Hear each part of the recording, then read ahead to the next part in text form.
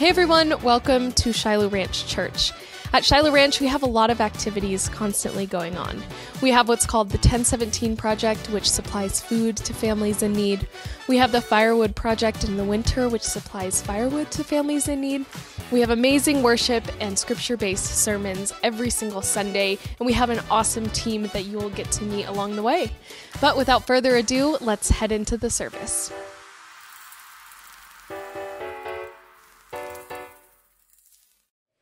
Good morning, Shiloh Ranch Church Online. Thank you for being here. Jordan? I'm contractually obligated to participate. That's part of the game. Hey, for real, one of the things I feel like that I am passionate about in the season of Shiloh is the online, the homes and hometowns. We have a lot of people leaving Wickenburg, for instance, and going back home to Montana or Idaho or Wyoming, and they're going to spend the summers in a new location, and they can take what we're doing right here. And you're starting to see that this time of year. It feels like the migration is starting from where we're at. Definitely. We're recording this in the Wickenburg campus, which is cool. So this is probably the first time you guys are seeing this in this. Have we ever done it? Have we done a transition from Wickenburg? I don't know if we've done before? transitions down here, but we've got some cool sermon material, podcast type stuff coming. That's why we're here. Yep. But yeah, so right now we're going into worship. So please sit and stand wherever you're at, worship along with us. And then we'll be back here to talk about the sermon. So see you guys then.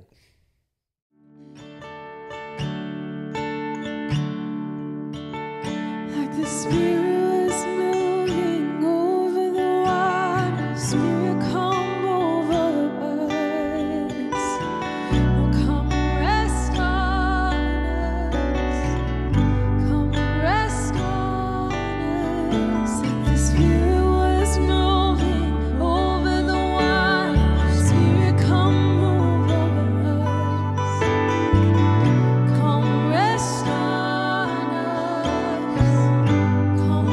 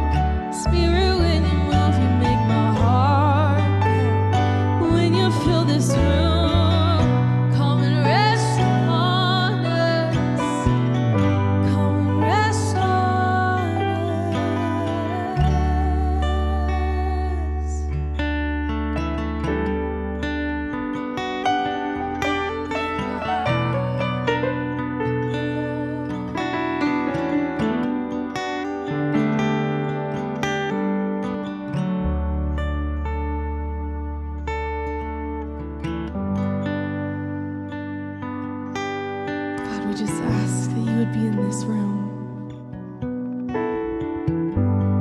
Wherever we are, worshiping you, would you fill the room?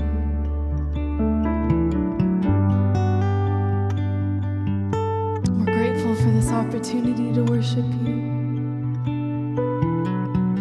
God, we just ask that the Spirit would move over us. Like the Spirit was moving over the waters. Spirit, come move over us. We love you. We're grateful for your love and your presence. Amen.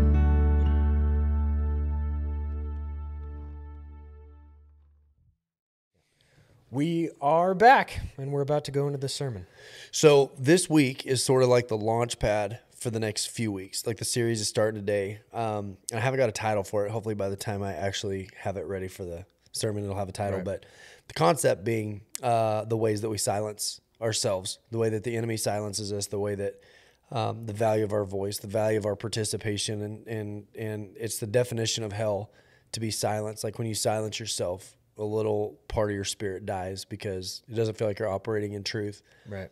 You start thinking about that, and it's crazy the ways in my life I've identified like, oh, that's what that is, and that's what that is. And those times when I'm struggling, it's because I'm living under like this curse of silence. And so we're gonna have two sermon 2.0s about it. This is sort of a ramp up to that, and so I'm excited. I'm excited about the next 3 weeks. If we go in order, which we almost never do, but assuming we go in order, the next 3 weeks are going to be awesome. Fantastic. Yeah. So stick around for that. Take notes during this sermon, and then you can shoot us questions on all the social medias, as well as the comments during the service. You can reach out during prayer during the sermon. Do you think people are transitioning to feeling that this is really church yet? To like, hey, it's online. You know, growing up, you sit in wooden pews and you go to church, and we know what it felt like to be in a church building and the preacher and this congregation and the worship. Taking notes from something that you're watching online or you're interacting with online, I think that to me, it's a familiar old practice into a new sort of a format. And so I think taking notes might be a sort of helpful as far as making that transition feel real. 100%. Yeah, no, we think, because we want to connect. And so you asking questions is probably how we're going to do that until we figure out a better way. Yeah. But yeah, so we're going into the sermon, then we'll go straight into worship, and then we'll see you guys right before we sign off. So see you then. Welcome. We are starting a series this week, and it's a series that I personally am really excited about because we're going to do this week here, and then we've got the two following installations of this series are done at a Sermon 2.0 format with a friend of mine named J.D. Krause, who I've known for a long time, but I haven't seen him in a while, and Steve Stone, who you guys know. So that's a monologue sermon like you're used to, and then two dialogue sermons, discussions for the next 2 weeks. About a year ago, Lacey and I had to sit down and address some things that we saw, patterns that we had seen developing. And what triggered it, it wasn't that we sat down and go, we need to change some things. It was that we were observing some things in Jet that were concerning. Full stop. Jet is fine. Jet is 1,000% fine. But he had hit a growth spurt physically and, mentally. He'd hit this growth spurt at a time when we were the most busy. And what we saw starting to develop, we caught it early. Thank God we caught it early. But what had started to develop, it was like Jet, not sure how to fully live in this shell that was expanding and growing, had started to kind of shrink away from his new height. He'd started to kind of, his back had started around. And then, because we're our most busy doing all these church things that we were doing and all the other stuff that was added on our schedule, he was always in a room full of adults, and he'd started to kind of look away. That's like his coping mechanism. If you know Jet, he's not one to like engage you. In fact, it's part of his personality. He's okay being in the room and not having to participate. But in a room full of adults, his coping mechanism was that he would start to look away. He didn't feel like he was like speaking with his full voice. And as he hits this growth spurt, Lacey and I sit down and we recognize, her and I both, we recognize that he had started to almost turn inward a little bit.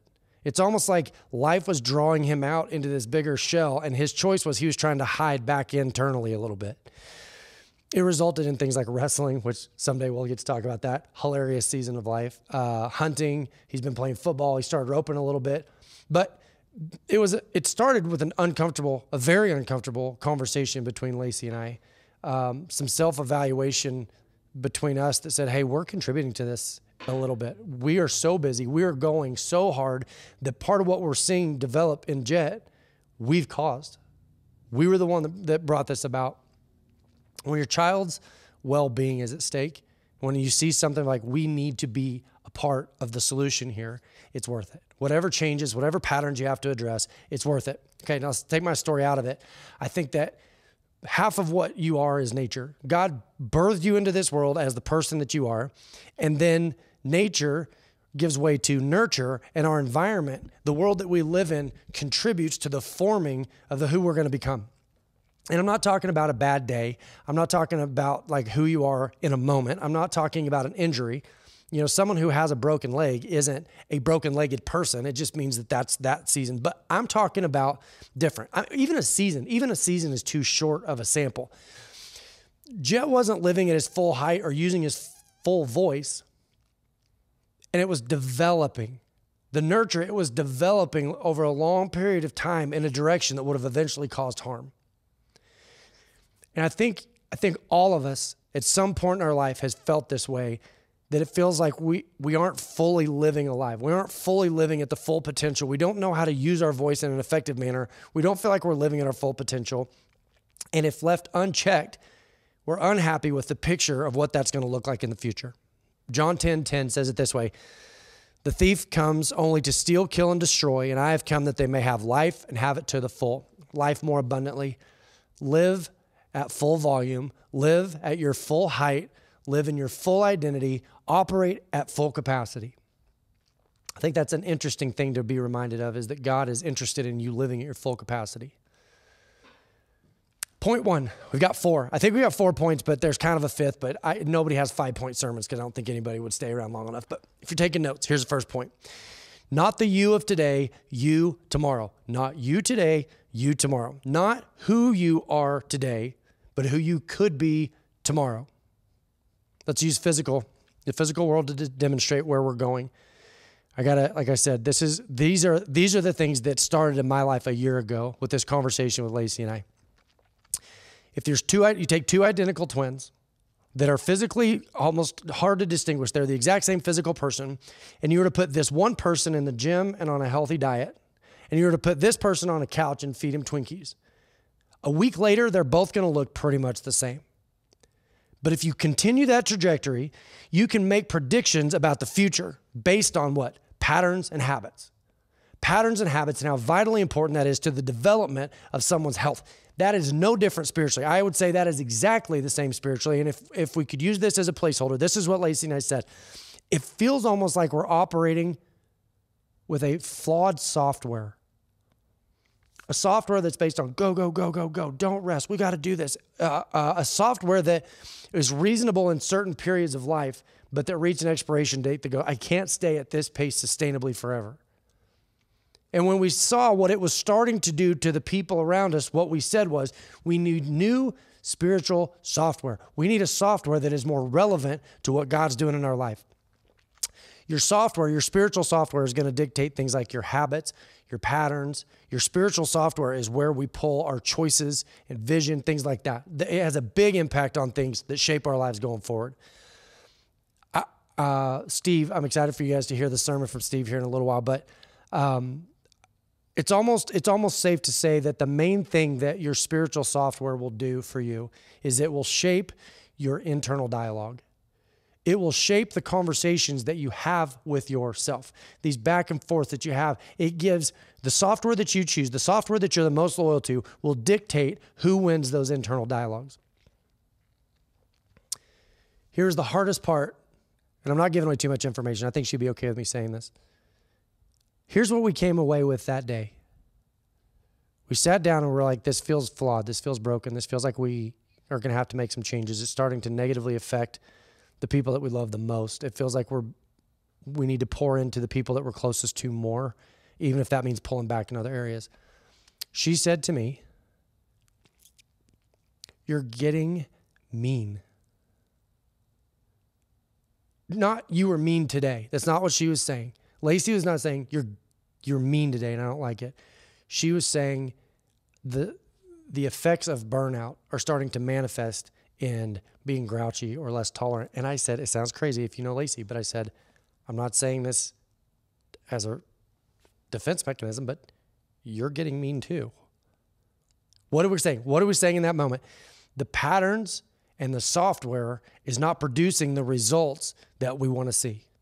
It's not permanently broken. It's just that there's got to be a better way to do this. So that's what we're doing. That's what we're doing. That's the point of what we're listening to. That's why we're recording this. That's why we're sitting down and giving words to a thought or an expression. That's why we're going to do what we're doing, is that if we can start to choose a healthier software, what we're going to see is that over a period of time, we're going to start standing at our full height, speaking with full volume, and becoming that person according to the kingdom software that God intended for us to be. Seems like a lot to accomplish in a sermon, I know. I don't think we'll fully get there today. As believers, if you're listening to this from like a third party, like I'm not sure if I believe what you say, completely fine. Let me tell you where ours is, because I think it probably applies that you need some sort of a designer's manual. If I want to get in physical shape, what I would do is I would go ask people who had researched what is good for the body. You know, everybody's different, and you'd start digging up how to physically how to see better, healthy results. Spiritually, where we go for that in the body of believers is we go to the Word and we go, God, is there anything in your Word that would help indicate a software that would help me operate to the benefit of those around me? What is the nature of God? And what is the nature of sin? Because what was frustrating is I knew that the nature I was operating in this season of burnout wasn't a God thing. I was working for him. You could almost say like that was my boss, but that was what was happening externally. And I felt like internally I was operating more in a sin nature. And when I say sin, don't panic, don't freak out. What I'm saying is misalignment. I felt like misalignment had snuck in and started to produce results I didn't want to see. Okay, like I said, the entire series is going to be in Luke chapter 11, verse 14, says this. Jesus was driving out a demon that was mute. When the demon left, the man who had been mute spoke, and the crowd was amazed. We're going to skip from verse 14 all the way down to verse 33, still Luke chapter 11. No one lights a lamp and puts it in a place where it will be hidden under a bowl. Instead, they put it on its stand so that those who come in may see the light. Your eye is the lamp of your body. When your eyes are healthy, your whole body is full of light. But when they are unhealthy, your body is also full of darkness. See to it then that the light within you is not darkness. Therefore, if your whole body is full of light and no part of it dark, it will be just as full of light as when a lamp shines its light on you. These two examples, the guy who is mute and the lamp hidden under, what does it say? I just read it. A lamp hidden under a bowl. They're not fully exhaustive. Listen, we're not going to get all the way to the bottom of these two softwares, but what you can derive from this, what you can derive from Luke 11 is that it's the nature, the heart, or the core of two very different softwares.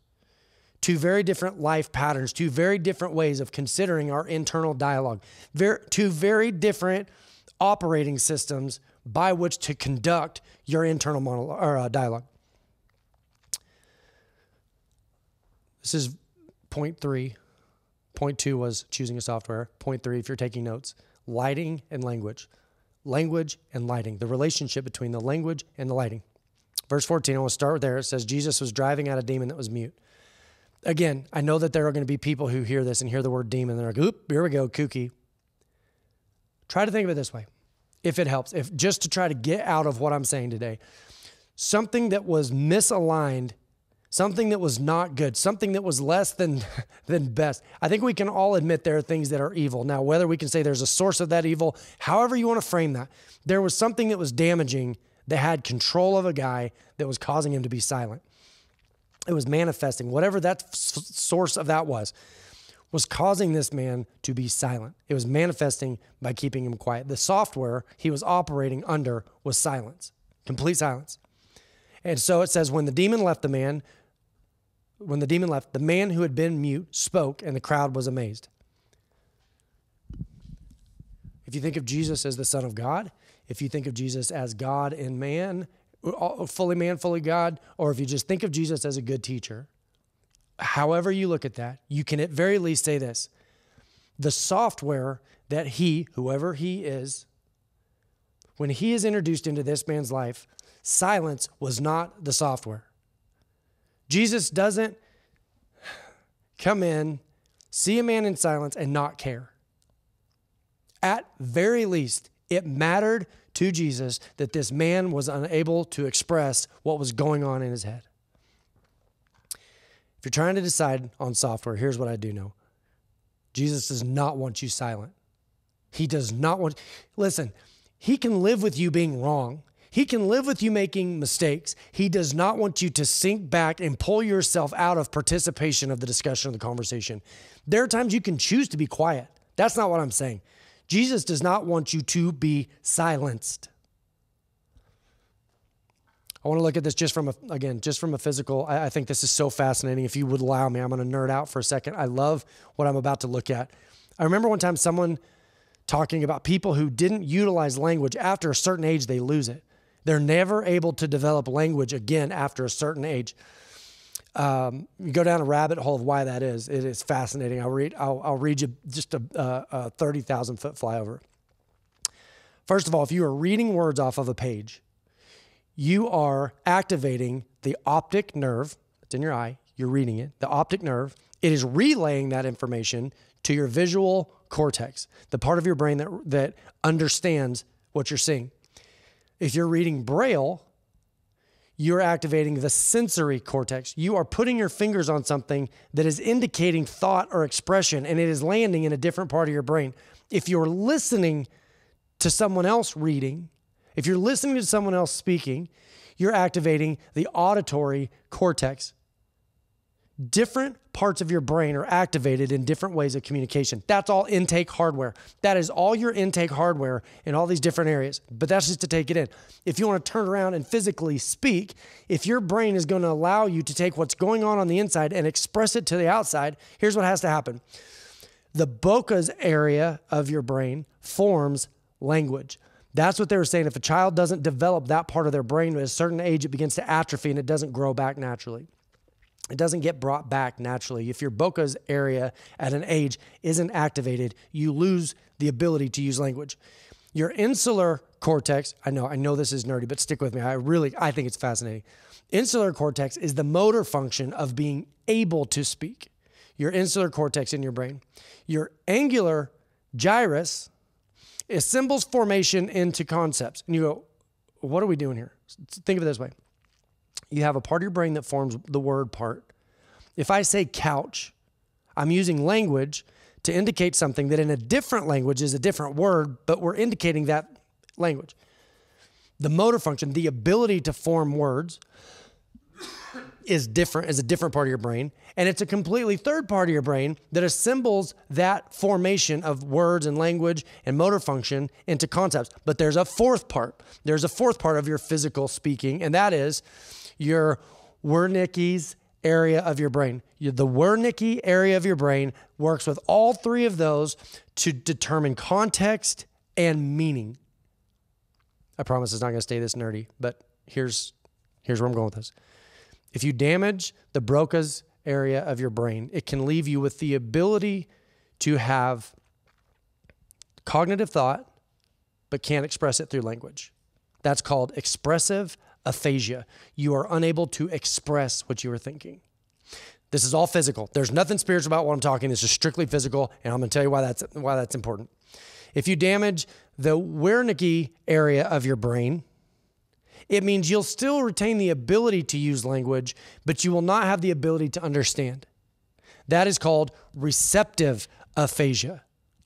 There is a working together in concert when it comes to speaking that physically means that before words ever become sounds that come out of your mouth, they are first what? Discussed internally. Your brain has a conversation with itself first, and from that machine produces the words that come out of your mouth.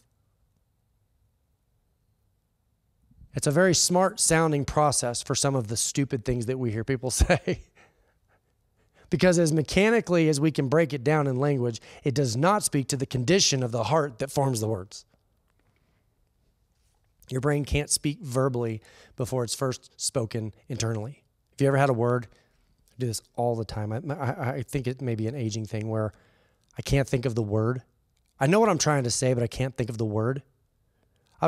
Ironically, I was having a conversation the other day and I was trying to think of the word incompetent.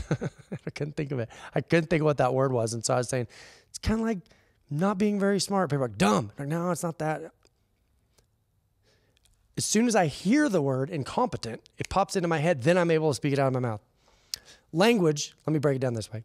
Language is expression that is first tied to illumination. In order to speak something, if the lights have to come on in my mind first. So he speaks to the man who couldn't speak, and he's able to speak, and everybody's amazed by that. Verse 34 says, your eye is the lamp of your body. When your eyes are healthy, your whole body is also full of light. But when they are unhealthy, your body is full of darkness.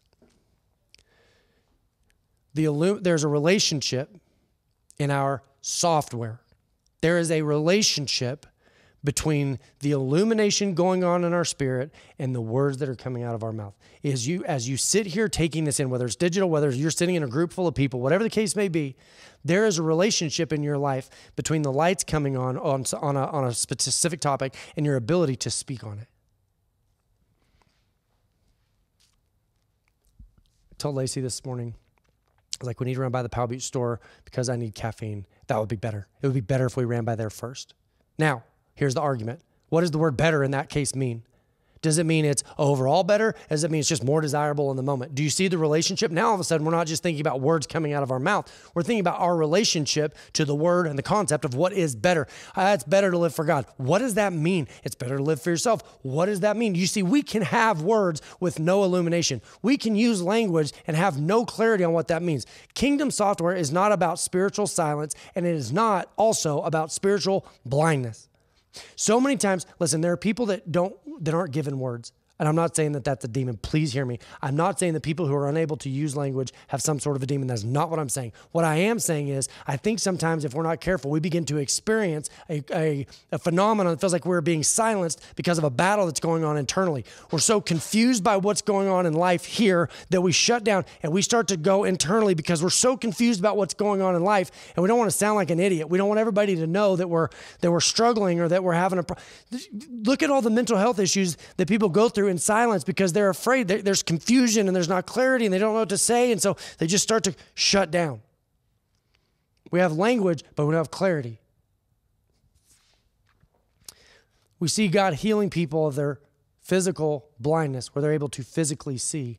And I think that is a demonstration of what God desires to do in our lives at a spiritual level. I do know this.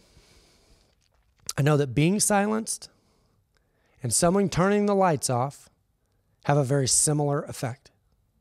They both invoke an emergency response. I've had dreams like this. I know that we've all had this. You have a dream and like the bad guy's coming and you're trying to alert your friend and you're like, and as hard as you try, the words won't come out. Like you are being silenced and the panic that you feel when you're trying to make sound but nothing's coming out. Same with, if you ever had a dream you're being chased by a bad guy, but you can't see where you're going. Probably like in the real physical world. What's happening in the physical world is that you're asleep in a bed and you've got covers on you. But what's happening in your mind is you're trying to move and it feels like everything's tripping you. And so it feels like there's a relationship between what's happening in the physical and what's happening in your dream. I think that in this software reboot, in this reconsidering a new software that allows us to live at our full height and at full volume, we have to understand how we arrive at a place of spiritual silence. I will tell you, I've been battling in my own life with spiritual silence since that conversation a year ago. I've been asking God, like, how do I put a framework around what you're teaching me? I haven't been silenced. Nobody's told me to be quiet. Nobody's cut my mic off, so to speak. But I feel like God almost sort of like unplugged my old operating system, and I've been going through this sort of a reboot, and I haven't had the ability to speak on it because I haven't had clarity on it. I haven't had the ability to speak with clarity because my language is the result of internal clarity, and I haven't really had it. If being silenced and being confused trigger an emergency response, then that means this. If we're not careful, the new software if we're operating according to internal and silence and quietness and being silenced and being confused, in moments of being silenced and being confused, our new software immediately becomes fear. Fear is the operating software that determines everything. Every conversation, the most fearful voice wins. Every debate we have with ourselves, the most fearful outcome is the most probable. Every time we start to discuss, like, well, I would say this. Oh, I can't say that. I might be wrong. I'll do this. Oh, I can't do that. It might fail. Oh, I could do this. No, people are going to turn on me. What did that person mean? They probably meant this. We start to create for ourselves a fearful environment. And because we're fearful, we're afraid we don't want to say too much. We don't say the wrong thing. And we begin to start shutting down. Remember, your software determines the patterns. The patterns like panic or reaction or anger or control or inferiority or confusion. Listen, I think this. I think if we're not careful, the church becomes a proponent of fear because we tell people that saying the right thing is the most important thing.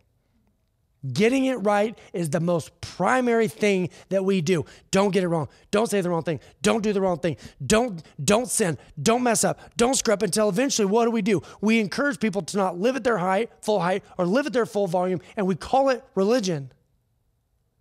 We actually install in people's lives the wrong software. They're looking for Jesus, and we install a software of fear. Don't say it wrong.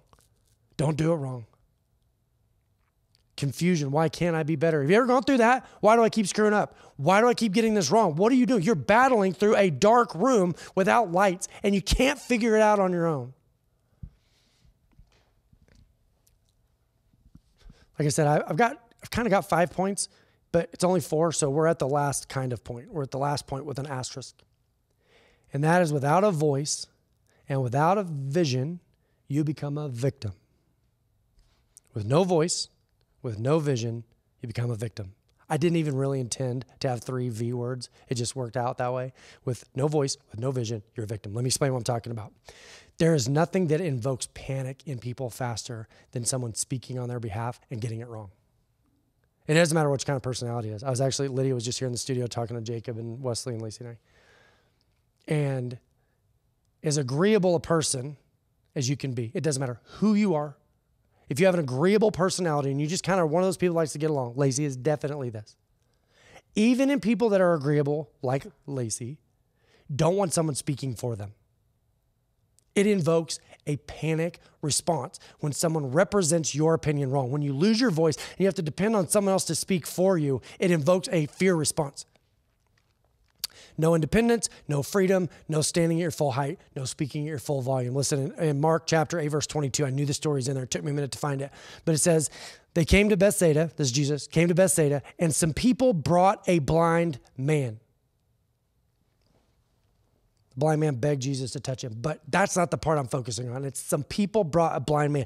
Without vision, you become a victim. And what I mean by that is, I'm not saying physical. Listen, if you're here or if you're listening and you can't physically see, please don't misunderstand what I'm saying. I'm using physical as an example for what's happened spiritually, is that when you physically lose your sight, you become far more dependent on other people who can see. You have to attach yourself to someone with vision to lead you around, and you've got to take their advice, and you just have to follow where they lead you. The same thing is true spiritually, that when you lose your sense of vision and passion, you become a victim of someone else's vision because you just, it doesn't matter. I always get it wrong. I should be quiet. You do it.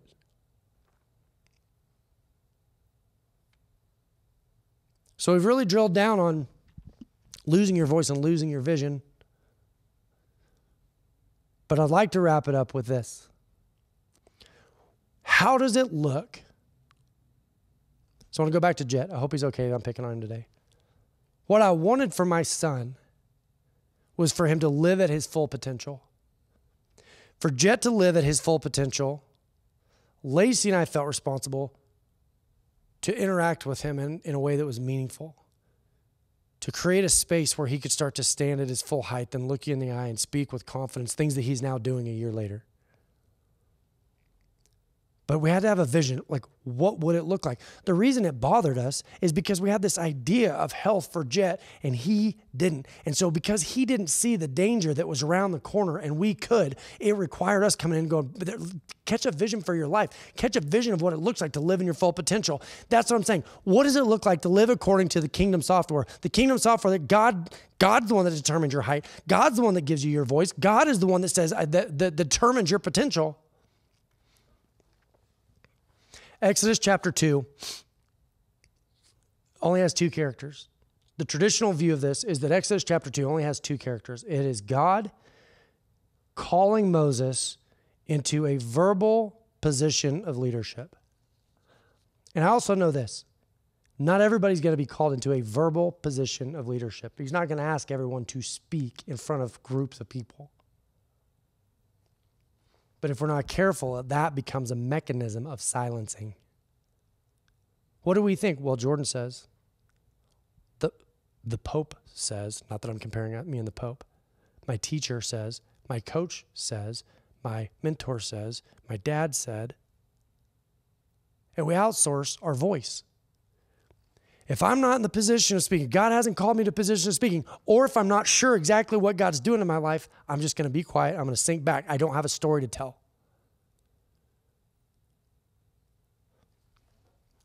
In my own life, I have felt, to some degree, silenced by my occupation. Hear me out.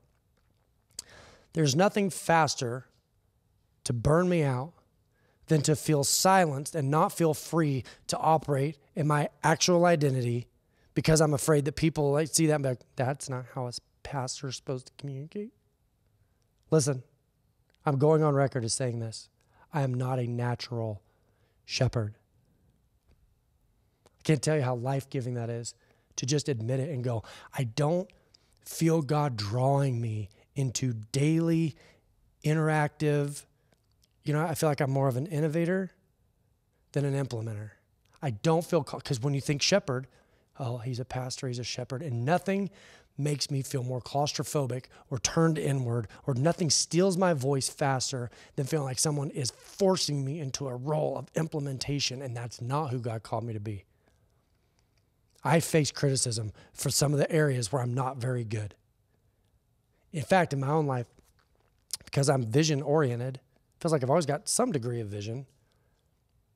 But when I'm pushed into a position of implementation, it feels like it robs me of my voice and I cause damage. And people are like, that just really hurt my heart when you said that way. And I'm like, okay, I just won't say anything else. Well, I don't want to cause harm. I'm so tired of the chaos of being surrounded by pain that I've caused by trying to fit into a position that I don't fit into. And I'm not living at my full height. I'm not operating my full voice. I'll be quiet and I'll withdraw and I told Lacey one time when we were living full-time in Oregon, I feel like on Sunday mornings, this church kind of pulls me out of my little box. It shoves me up on the stage. I do my little dance, and it shoves me back in for 6 more days, and I'm completely useless. I'm not living in my full potential, and I know it. And I feel like people who know me know it. That is not kingdom software. When men walk into a worship setting on a Sunday morning and we're told, cut your hair, dress nice, don't be bad, be good, stop doing this. You're like, okay. I just won't say anything. I just won't do anything. When we promote a religion that is more about what you don't do than what you do, we are silencing and inhibiting vision from people who go, okay, I don't know how to get better, but I would love something that's more important than my issues. I would love to be more passionate about something that I'm supposed to do than just being told all the things I'm not supposed to do. And as a result, if we're not careful, men just get inward and inward and inward and inward. Okay, I'll be quiet. Okay, I'll act nice. I'll act good. Okay. And this is not just men. This is people. Okay. Until eventually we just blow up and we have some meltdown. And it was avoidable.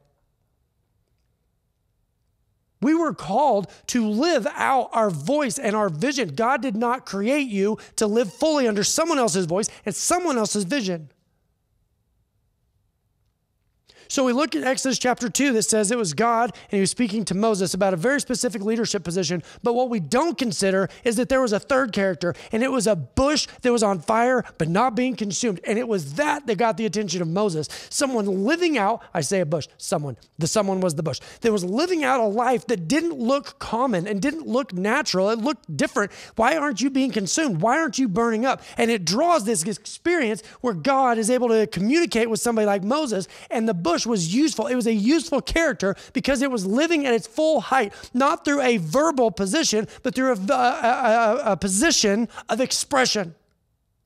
It was accurately expressing its calling through its action.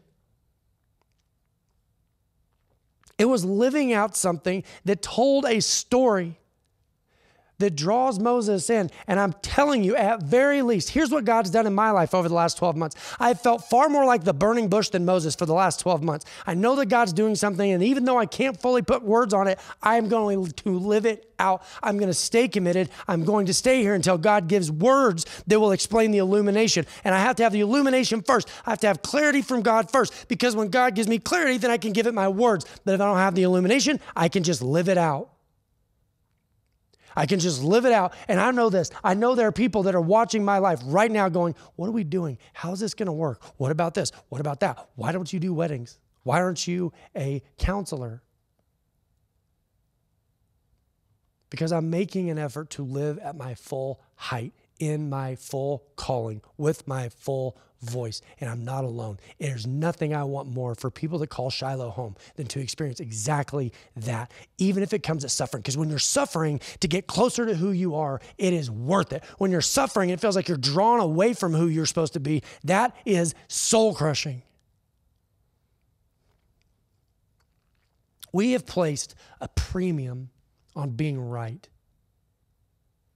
I wonder, boy, this is going to ruffle some feathers. I know that it will. But I wonder if the church wasn't the first example of a cancel culture. Canceled if you don't say it right. Canceled if you don't do it right. The Pharisees were mad because Jesus couldn't get it right. You're not able to live up to our standard. If you can't say it right, then what? Then what? Be quiet. Don't speak. If you can't say the things that we want you to say, if you can't live the way that we want you to live, then be quiet. What should it be? Listen, silence is deafening when your voice is needed. A dark room isn't scary if you're not moving. What's scary about a dark room if you just want to sit still? Don't go out. Don't do this. Don't say that. Don't drink that. Don't eat that. Don't go there. Don't hang out with those people. Okay, so what is it? Darkness. Okay, darkness isn't scary if I wasn't going to go anywhere. Darkness is scary when I want to move and I want to do something, but I'm not sure where to go. I wonder if that's what we're experiencing, is this overcorrection from the world that experienced cancel culture. So if you can't say it right or do it right, you have to get out. You can no longer exist in the conversation. You have to get out. You're no longer of value. Silence. If the church didn't live that out first, we put such a premium on being right. I am sick. I am sick to death of this need to get it right or else be silenced. It's the best part of the sermon right here. Ready? We're hanging out with my nephews today. And one of them, they ask him a question. He listens, and his answer is, you're going to have to ask him that word. What he meant was, you're going to have to ask him that question. He didn't say it right. He said it. Technically, he said it wrong. He is trying in his brain to work out the expression. What he's trying to indicate is, go over there with that and ask him, because maybe I'd like to hear his answer too. But he doesn't say it that way. He says, you're going to have to ask him that word. He said it wrong. He expressed it incorrectly. Let me give some people some freedom. And if you haven't heard any other part of this sermon, hear this. It is 1,000% okay, according to the kingdom software that doesn't want you to be silenced and doesn't want you to be confused. It is absolutely okay to learn by doing. This church learns by doing. Listen, I am an easy target to criticize because we have gotten things wrong before, because as a church, we learn by doing. We don't know, let's try it and let's take inventory of what we're learning. We're going to learn by doing. It is okay to, like sometimes it is walking that turns on the lights. That's not what the cancel culture, the spiritual cancel culture of silence and confusion says. It says, wait till the lights come on. And until the lights come on, don't you move. Just sit there. Sit there and quiet. Don't you say anything. You said it wrong. That's not how you ask that question. That's not the word that you use. See, the nature of sin is condemnation and shame and fear. And God goes, you can learn by doing. You hand a little kid a hammer and a nail, and you're not asking him to build a house. You're just saying, learn how this stuff works. Learn by doing. Sometimes, talking teaches us how to speak. Sometimes you say something and you go, wait a minute. I said that, but that doesn't make sense. And it reveals something you didn't know. It opens the door to learning something that you needed to know. Are you with me? The kingdom software is open your mouth, open your words, like be willing to communicate. Sometimes it means that you're speaking. Sometimes it means you're living it out. But either way, the idea is not to withdraw you from the conversation. Let me say it this way. Risk getting it wrong. Risk saying it wrong. The kingdom of God is not fear. The kingdom software is love. Love opens the door for a lot of mistakes. Some of my favorite moments with my kids have been times when they got it wrong, trying to get it right. Saying it the wrong way, doing it the wrong way, but actively participating in their lives. Ooh. JD, you're gonna hear from JD Krause, and he talked about this off camera. And I wish we would have gotten back to it in the discussion. You won't hear it next week.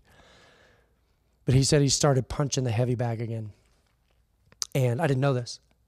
But he said they have started prescribing punching a heavy bag to people with Alzheimer's. Because what they find is that Alzheimer's is sort of a physical representation of what we're talking about, where people begin to turn inward. You know, their editor starts to kind of turn off, and they start to stop living at their full height, and they start to kind of look inward. And something about just rage punching a heavy bag, just this moment of pure resistance. No. And he's punching this heavy bag. Something about that triggers a more healthy version of mental health. I'm not a doctor. Listen, I am not a doctor. But there's something deep in me that it goes, that makes sense. I want to rage against silence. I want to rage against the darkness that causes me to just sit still and be so afraid I'm going to get it wrong. The kingdom software, Jesus said, I don't want you to be silent, and I don't want you to stay confused. God will bring you through things that are confusing. God will bring you through seasons like, I don't really get this, but he's not asking you to stop, and he's not asking you to be silent. He is putting a premium on your voice. Why do we ask for volunteers at church? Why? Because you matter. We don't ask for volunteers because other people matter. We ask for volunteers because you bring something of value to the table. You matter. Sometimes you're going to speak. Sometimes you're going to be a bush that goes through something we couldn't imagine, and you're not going to be consumed, and you're going to be okay. What if your goal was that you wanted to find 15 things that you're wrong about this year? I want to know 15 things that I thought it was this, turns out it was that. How are you going to get there? By moving, by using your voice, by asking questions, by participating, by being active, an active participant in your own life. How exciting would that be if you found out 15 things that you were wrong about? Because that means you can replace it with what? New and better information. See, the software of fear, the sin nature says, careful, somebody's going to find out you're wrong. Don't say too much. Mark Twain says it's better to be a fool and be thought of as a fool than open your mouth and prove them right. But Mark Twain didn't write the Bible. God goes, who are you afraid of? Speak, say something, talk, get it out there. Air it out. Like have your group of people that you can invest in, have your small circles, but then give your life, give your identity to something bigger. Plug yourself in. Be a part of it. Don't give up on your voice. Don't give up on your thoughts. Listen, it's okay to even go, here's my voice. Ready? I don't know what I'm doing. That's still a voice, because there may be somebody that goes, you too? I'm in that same season. Or I didn't know what I was doing. But this is what I did. And you too were participating. And actually, your voice can bring illumination in somebody else's life. That process of internal dialogue, we can begin to win the battle that says, wait a minute, I know that God's active in my life. I know God's active in my life. I'm living according to the kingdom software that says I can speak. I'm allowed to participate. I'm allowed to be a part of the world that I live in. I'm allowed to matter in the world that I live in, not because I get it right, but because God says that I'm important, that I have an identity, and that I matter. That's what it means to live according to the kingdom software, is allowing God to bring you through those seasons and bring illumination and retain a voice that says that I matter, and I'm going to give God my participation in the world that he's placed me in. Let me pray. Lord, I love that Jesus sees a man that has had silence forced upon him from an outside source. And you see the damage internally that brings. That chapter goes on later to say that the illumination that goes on internally matters and is important. You don't bring us to seasons of confusion to leave us there. God, you bring us to places of confusion so that we can get a deeper revelation. God, the only confusion you bring us through is to a better good on the other side. God, for people who feel like they're not living at their full height or at their full volume, I pray that you begin to replace that fear that is their software, that fear that dominates their internal dialogue, that fear that is the voice in their head. You begin to replace that with kingdom software that says that they're loved, not because they get it right, but because you placed a premium and a value on them. That even when we don't have exactly the right words, even when we discover areas where we were wrong and we readjust our opinions, God, that's what it means to participate in life. I pray for freedom in that. I pray in Jesus' name, amen.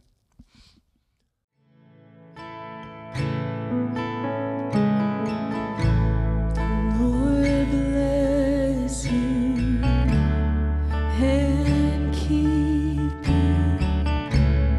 Make his face shine upon you and be gracious to you. The Lord turn his face towards you and give you peace.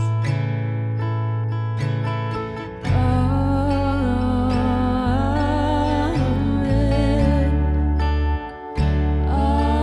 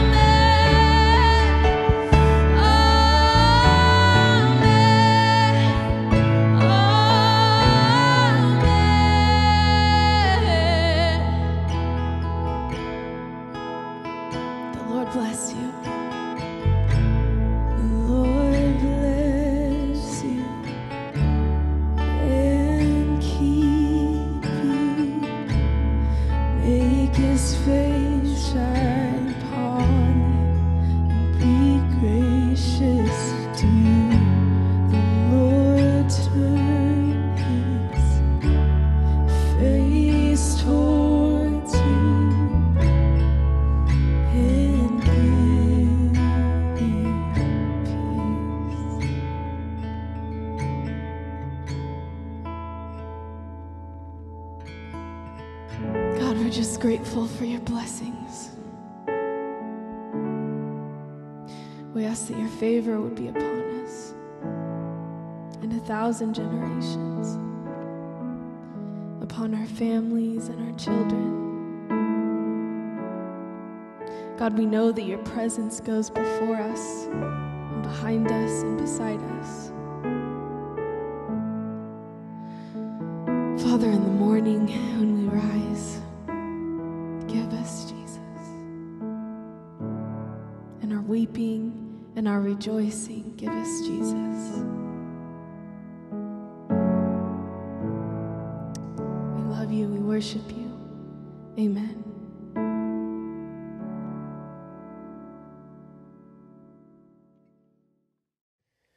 Thank you guys for being here this week. We had a great time. Hey, I want to mention too that when we say like send in prayer requests, there's physical people, real life people that their participation, their volunteer work is at the online level. And so when you send in prayer requests, there are people that are like, hey, we got a prayer request this week. Like it matters. There's genuinely someone sitting there waiting. You know, we don't just go send in a prayer request and it goes out into the ether. Like prayer requests, interaction, if you let us know, send messages, all the stuff that people do. We literally have people standing by. Sounds like a telethon. But we literally have people standing by that are like, hey, this week we had people interact. Well, and I'm thinking when we're trying to think of an online campus as a physical campus, that means there's literally physical people ready to pray with you. Yeah. I mean, during like midweek. I mean, the kind of stuff you reach out on Instagram and we're like, hey, let's talk, because we're actually saying we're your people. We're your friends. We're treating it with the same seriousness you would treat any other church. It's just that the format is unique in its delivery method. Definitely. But yeah, I hope people hear this. That's one of the advantages of an online church. You can just like tune out and stop listening anytime you want. Yeah. When you're in a physical church, if you just stood up and walked out, it'd be really awkward. Right. So if you haven't tuned out yet and you're still watching, we mean it. We really do want people to reach out. Let us know. Contact us. We are sold out to this idea of homes and hometowns. Definitely. That cannot work if it feels like you're just being asked to sort of consume from a remote spot. 100%. So the stuff you just watched, it'll be on YouTube, Facebook, the different platforms right after this. So if you wanted to send it to somebody, we'll be back here next week. Do not miss the next 2 weeks. Yeah. Sermon 2.0 stuff. JD Krause, Steve Stone. It went well. I'm excited about rolling it out. It was fantastic. Yep. I'm excited to watch it again. So thank you guys for being here. Love people around you, and bye for now.